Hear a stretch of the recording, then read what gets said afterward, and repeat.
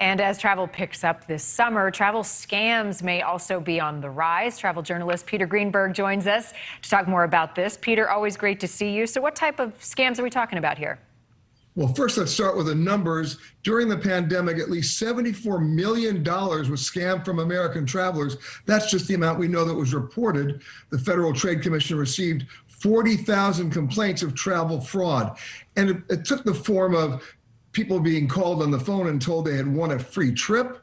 Of course, they needed your credit card or financial information to verify your prize, or they got a free hotel stay, but they needed your credit card to book your airline travel. You weren't planning on going there anyway, or fraudulent companies that offered to sell your timeshare for you for a large fee, and of course, never sold the timeshare. That's just the beginning.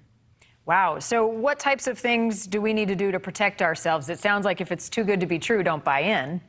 Well, that's a starter, of course. But the bottom line is this. If somebody calls you on the phone and tells you you've won a free trip and you have to give out financial information, forget it. And what people get trapped with is that when they call you, they're using well-known brand names of hotels and airlines and resorts, or they're using their logo. So you actually think it's real. The other thing you should always do is never, and I mean never, pay with a check, a personal check, or a debit card. You'll never get your money back on that one. And if you are going to pay with your credit card, beware of supposed deals that require you to put a deposit in more than 60 days out, because under federal credit laws, you can't dispute a charge after that 60-day period. And if it's a 6-month in advance purchase, by the time you figure out you're not getting anything, you may not have any rights left. Oh, well, you don't want to find yourself in that situation, out thousands of dollars. Hey, Peter, as people are booking travel right now, is insurance something that you would recommend them get to protect their trips, whether it's a flight, a hotel, a vacation rental?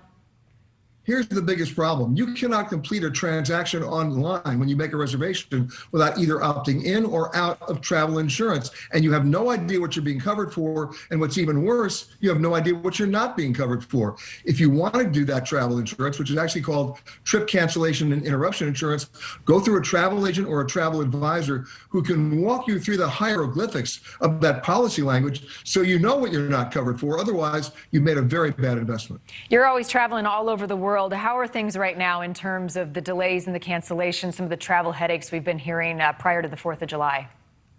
Well, they're continuing. Things are not going to stabilize in the labor market, which is how you staff airplanes and restaurants and hotels, probably until September. So even though hotels may be opening up at 100% capacity, even though airlines are taking all their planes out of the park position and they're trying to fly them, if you can't get pilots into the cockpit or waitresses into the restaurant or people to bus tables, you're in for a long summer. All right. And you said 74 million in scams. Was that the number you gave? That we know of. Wow. Now, there is legislation that's just been proposed, co-authored by Senator Amy Klobuchar, to beef up the strength of the FTC in terms of enforcing this travel fraud situation, but even more important, in terms of educating and alerting travelers how to spot it. Don't fall for it. Peter Greenberg, great advice as always. Good to see you. Safe travels wherever you're headed next. Thanks, Marnie.